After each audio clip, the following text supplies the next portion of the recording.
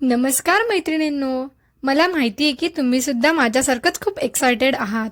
ठरलं तर मग या मालिकेच्या आजच्या गुरुवारच्या 3 एप्रिलच्या एपिसोडमध्ये काय घडलं ते जाणून घेण्यासाठी.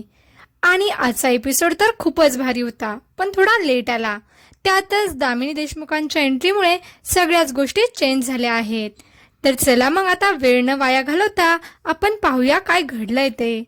एका परफेक्ट नवऱ्याप्रमाणे अर्जुन सायलीला किचनमध्ये नाश्ता बनवण्यासाठी मदत करत असतो.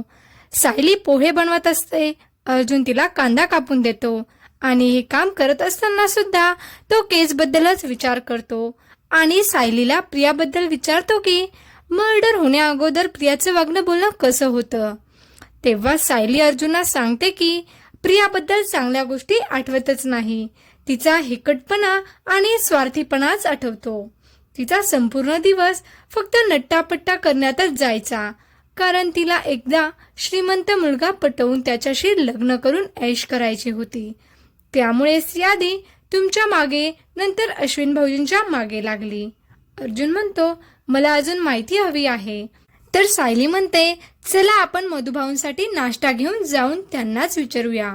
त्यानंतर आपण दामिनी देशमुखच्या ऑफिसमध्ये येतो, जिथे आपली दामिनी देशमुखची ओळख होते. आपल्याला दामिनी देशमुखच्या चेहऱ्यावर दिसतं की ती अतिशय हुशार, धूर्त, स्वार्थी आणि पैशांची लालची वकील आहे. एक माणूस तिच्या समोर आपली केस घेऊन आलेला असतो, तेव्हा दामिनी देशमुख त्याला चक्क 15 कोटी रुपये फी मागते.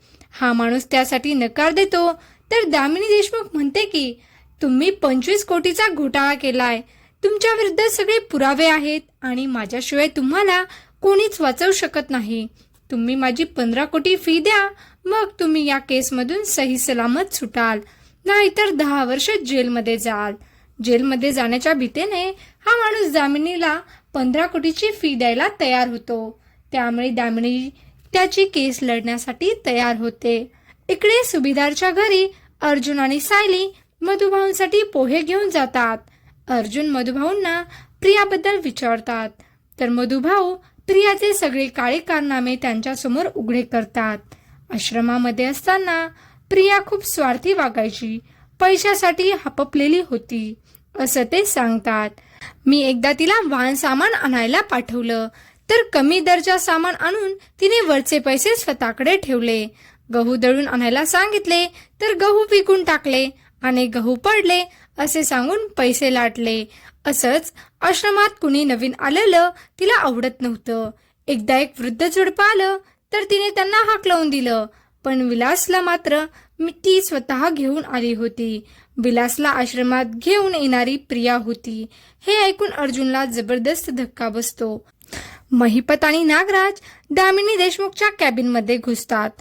माझ्या कॅबिनमध्ये मला न विचारता असं कसं काय कोणी येऊ शकतं म्हणून दामिनी देशमुख खूप चिडते. परंतु महिपतची बडबड मात्र सुरूच असते की मी तुमची खूप चातकासारखी वाट पाहत होतो, आज तुमची माझी भेट झाली. दामिनी चिडून विचारते की तुम्ही कोण आहात. तर महिपत म्हणतो, मी टॉपचा बिल्डर आहे, तुम्ही टॉपच्या वकील आहात आणि मला तुमची गरज आहे. आता सगळ्या गोष्टी टॉपच्याच होणार. इकडे अर्जुन सायलीवर खूप ओरडतो की ही महत्वाची गोष्ट तुम्ही मला का नाही सांगितली. प्रियाने विलासला आश्रमात आणलं होतं, तुम्हाला हे कळत कसं नाहीये की हा सगळा महिपत आणि साक्षीचाच प्लान होता आणि प्रिया त्यांना सामील होती. हा एक मोठा प्लानचा भाग होता. दामिनी देशमुख महिपतवर खूप ओरडते आणि म्हणते, तुम्ही अशा प्रकारे माझ्या कॅबिनमध्ये आलात यावरून कळतं की तुम्ही शिकलेले नाही आहात आणि तुम्हाला कसं वागायचं बोलायचं तेही समजत नाही. त्यामुळे तुमच्याच भाषेत सांगते, लायकीत राहायचं, माझी अपॉइंटमेंट घेतल्याशिवाय माझ्या कॅबिनमध्ये यायचं नाही आणि आत्ताच्या आत्ता इथून निघायचं, असं म्हणून ती या दोघांनाही हकलवून लावते. अर्जुनचा राग पाहून सायली चांगलीच घाबरते आणि चक्क त्याच्यासमोर कान पकडून माफी मागते. अर्जुन म्हणतो, मलाच माफ करा, मी तुम्हाला ओरडायला नको होतं, परंतु ही खूप महत्वाची गोष्ट आहे. आपल्या केसमध्ये याचा नक्कीच फायदा होईल. नागराज महिपतला घेऊन दामिनीच्या केबिन बाहेरच बसतो आणि विचारतो, तू त्या बाईचं काय ऐकून घेतलं. त्या बाईने तुला चक्क हकलावून लावलं. तर महिपत म्हणतो, कारण मला माहिती आहे की या बाईशिवाय माझ्या लेकराला कोणी जेलमधून बाहेर काढू शकत नाही.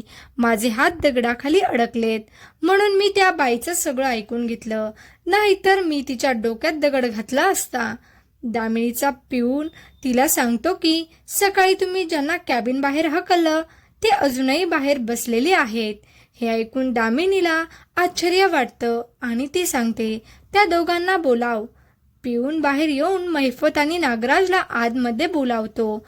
महिपत खूप खुश होतो आणि आतमध्ये येऊन चक्क तो दामिनीच्या पायावर लुटांगण घालतो आणि म्हणतो, मॅडम माझी केस घ्या, तोपर्यंत मी तुमचे पाय सोडणार नाही. दामिनी त्याच्यावर ओरडते आणि सोफ्यावर बसायला सांगते. महिपत सांगतो की माझ्या पोरीवर खुनाचा आरोप आहे, तुम्ही तिला सोडवू शकाल का? तुम्ही माझी केस घ्या, तुम्हाला मी वाटेल तेवढे पैसे देईल. दामिनी केसची फाईल पाहते. अर्जुन सुमेधार ही केस लढतोय हे पाहून तिला खूप आनंद होतो. खूप दिवसानंतर माझा तोला मोलाचा वकील माझ्या समोर उभा आहे, ही संधी मी सोडणार नाही, असं म्हणून ती साक्षीची केस घेते. ही बातमी चैतन्याला समजते. चैतन अर्जुनला फोन करून सांगतो की दामिनी देशमुख आता साक्षीची केस लढणार आहे. आता ही केस आपल्याला खूप अवघड होईल, कारण दामिनी देशमुख फक्त पैशांसाठी केस लढते, तिला बाकीचं काही घेणं देणं नाहीये. ती केस कशीही फिरवू शकते. हे ऐकून अर्जुनला धक्काच बसतो. मग आता दामिनी देशमुख खरंच अर्जुनला हरवणार का? अर्जुनकडे एवढे पुरावे असताना सुद्धा अर्जुन मधुभाऊंना सोडवू शकणार नाही का? हे सगळं पाहणं खूपच इंटरेस्टिंग असणार आहे. तर तुम्ही सुद्धा एक्सायटेड आहात ना मालिकेचे नवीन नवीन अपडेट जाणून घेण्यासाठी? तर व्हिडिओला लाईक करा, शेअर करा आणि चॅनेलला सबस्क्राईब करायला विसरू नका. खूप खूप धन्यवाद.